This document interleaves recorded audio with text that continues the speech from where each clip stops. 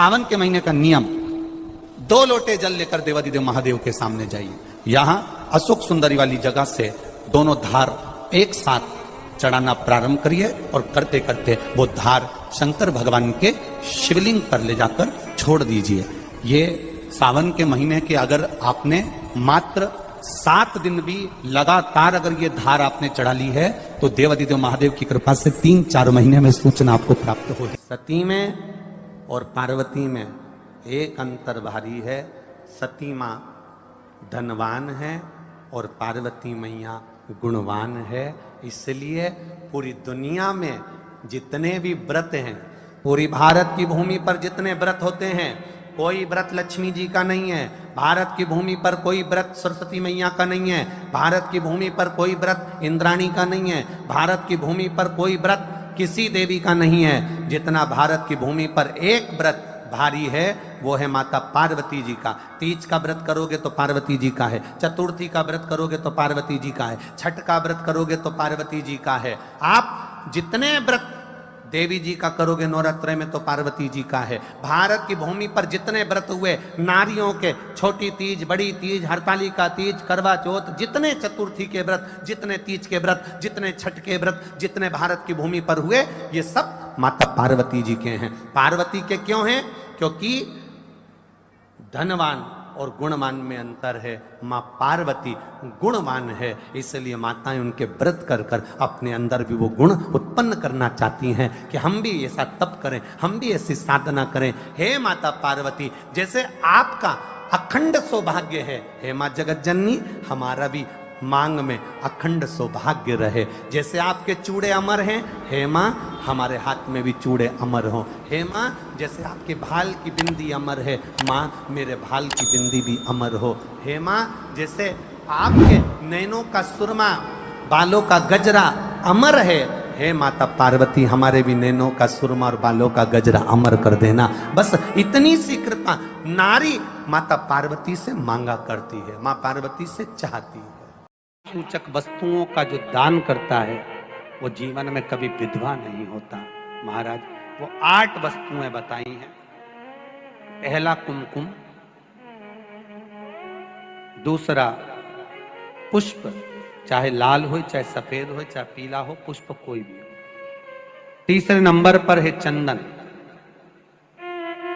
चौथे नंबर पर है तांबुल,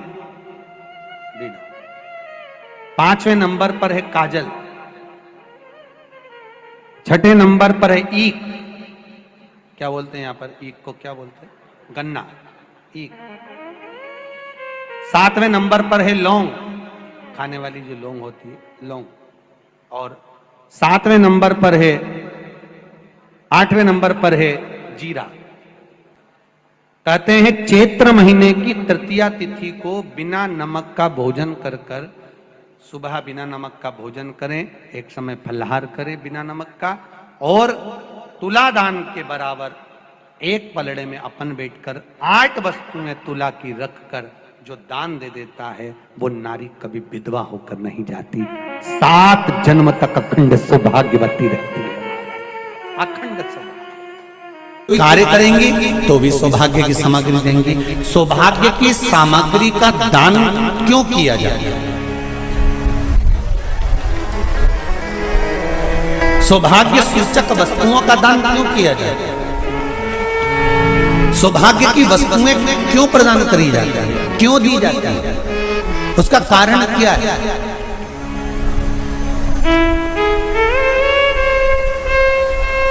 क्यों देते हैं? महाराज भारत की भूमि की सौभाग्यवती माताओं का एक मन की अभिलाषा रहती है। भारत की भूमि की माताओं की एक अभिलाषा रहती है कि जब उसके प्राण छूटे तो अखंड सौभाग्य धारण करके पति के कंधे पर और पुत्र के कंधे पर शमशान पर। ये भारत की भूमि की माताओं की सोच है, उनके मन का संकल्प, उनके मन का भाव। और विदेश की माताओं का क्या संकल्प होता है? महाराज भारत का एक संत विदेश गया, और भारत के संत जब विदेश गए तो वहां पर एक मां, एक स्त्री पति की कब्र के पास में बैठकर पंखा कर रही थी।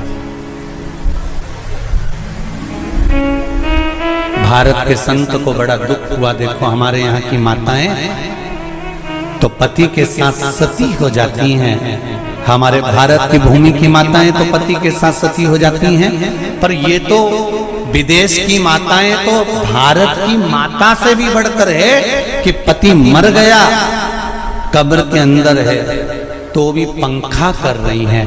ये तो इनसे भी बड़ी है, भारत की माता से भी बड़ी ये विदेश की माता। तो भारत के संत से रहा नहीं गया और भारत के संत ने जाकर पूछ लिया विदेश की माता से, माँ जी एक बात बताओ, हमारे यहाँ पति के साथ पत्नी सती हो जाती है, वो प्रथम गिनती में आती है, पर तुम तो उससे भी बड़ी हो कि पति मर गया उसके बाद भी उसकी कब्र को पंखा कर रही हो। इतने में विदेश की माता ने कहा, मैं पति को पंखा नहीं कर रही, हमारे यहाँ नियम है जब तक पति की कब्र नहीं सूख जाए हम दूसरी शादी नहीं कर सकते, इसलिए पंखे से सुखा रहा।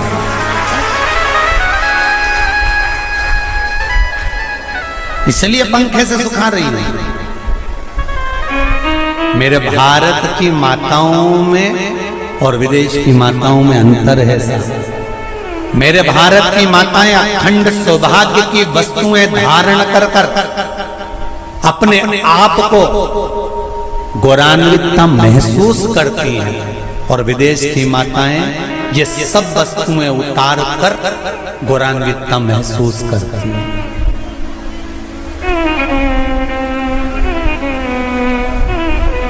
क्यों देते हैं चूड़ी का दान, क्यों देते हैं बिंदी का दान, क्यों देते हैं अखंड सौभाग्य का दान?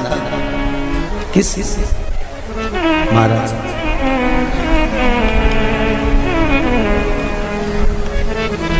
मेरे हाथों में भर भर के चूड़ी रहे, मेरे हाथों में भर भर के चूड़ी और मैया कोई काम नहीं, मेरे मस्तक पे चमकती चूनर रहे, मेरे मस्तक पे चमकती चूनर रहे और मैया कोई काम नहीं, मेरी मांगों में भर भर के सिंदूर रहे, मेरी मांगों में भर भर के सिंदूर रहे और मैया कोई कामना नहीं, मेरे पाँव में बिछुड़ी का जोड़ा रहे, एक बिछुड़ी नहीं, कितनी? 2, 3, 4, 5, एक एक पाँव में जोड़े से बिछुड़ी होना चाहिए, केवल एक नहीं, सिंगल नहीं। वो तो आजकल का फैशन हो गया महाराज, जो केवल एक बिछुड़ी धारण कर लो उसी में फैशन दिखे। श्रावण की शिव महापुराण की कथा कहती है जब बेटी को विदा करा जाता है और पहली बार बेटी के पांव में जब बिछुड़ी डाली जाती है तो वो बिछुड़ी भी अलग अलग नहीं होती, उस बिछुड़ी के जोड़ को चेन से एक दूसरे से बंधा हुआ होता। बोला सही है कि गलत? जितने आस्था चैनल पर कथा सुन रहे हैं, जितने फेसबुक पर सुन रहे हैं, यूट्यूब पर सुन रहे हैं, सुन लेना कि मेरे भारत की माताओं का जब पाणी ग्रहण संस्कार किसी बेटी का होता है, उसके पांव में जब पहली बार बिछुड़ा पिनाया जाता है, बिछुड़ी पिनाई जाती है, तो वो बिछुड़ी भी एक दूसरे से बंधी हुई होती है, चेन से बंधी हुई होती है। उसको अलग अलग वाली बिछुड़ी शादी के मंडप में नहीं पिनाई जाती। क्यों? जैसे ये बिछुड़ी एक दूसरे से पांव में बंधी हुई है, तुम्हारी जिंदगी अंतिम श्वास तक ऐसी ही बंधी रहे, यही बनना चाहिए। वो तो अब माताओं ने थोड़ा सा फैशन चेंज कर दिया, अब पाँव में ज्यादा बिछुड़ी नहीं पहनती, गड़ती है, चुभती है, एक बिछुड़ी धारण है। महाराज पर नहीं, बिछुड़ी भी दो हो, जोड़े से। हमारी माताएं, भारत की भूमि की जो माताएं हैं, ये चूड़ी भी हाथ में पहनती है तो जोड़े से पहनती है। बोलो जैसा सही है कि गलत है? एक अकेली चूड़ी माताएं हाथ में धारण नहीं करती हैं। अगर भारत की भूमि की संस्कारित माताएं हैं और भारत की भूमि की सभ्यता और संस्कृति को जानती है तो अकेली चूड़ी नहीं, जोड़े की चूड़ी पहनेगी, 2 चूड़ा डालेगी, 4 डालेगी, 12 डालेगी, पर सिंगल नहीं, अकेले। और सरल भाषा में समझ लो, हमारे यहां ठेले पर लेने जाओ तो जो केले अपन खाते हैं वो भी सिंगल नहीं देते, उसको भी जोड़े से दिया जाता है। 2 दूं की, 12 दूं की, आधी दर्जन दूं की, 1 दर्जन दूं। अब अंदाजा लगाइए, हमारे यहां देने का भी एक भाव है। श्रावण के महीने की शिव महापुराण की कथा, जिसका नाम है श्रावण शिव महापुराण की कथा, ये कहती है कि पार्वती जी ने और गंगा जी ने ये चतुर्मास में जितना सौभाग्य का दान दिया है, उनके बराबर दुनिया का कोई व्यक्ति इतना सौभाग्य का दान नहीं दे सकता जो माता गंगा और पार्वती दोनों दान दे रहे।